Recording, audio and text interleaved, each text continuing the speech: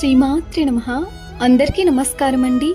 లలితా సహస్రనామంలో 41వ శ్లోకం. భవానీ భావనాగమ్య భవారణ్యకుటారిక భద్రప్రియ భద్రమూర్తి భక్త సౌభాగ్యదాయిని. భావం భవుని భార్య పావన చేత పొంద సఖ్యముగానిది. సంసారం అనే అడవికి గండ్రగొడ్డలి వంటిది. శుభము శ్రేష్టములు అయిన వాటి యందు ఇష్టము గలది. శుభమైన లేదా మంగళకరమైన స్వరూపము గలది. భక్తులకు సౌభాగ్యమును ఇచ్చునది. ఒక్క నిమిషం కళ్ళు మూసుకోండి. అమ్మవారిని తల్లిలా భావించండి.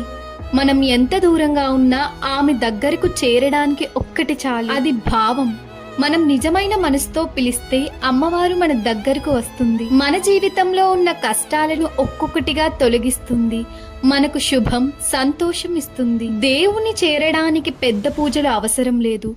నిజమైన మనసు చాలు. మనము ఏ పని చేసినా మనసుతో చేస్తే అది విజయానికి దారి తీస్తుంది. ఈ రోజు మనం మన హృదయం నుండి ప్రార్థన చేయడానికి ప్రయత్నిద్దాం.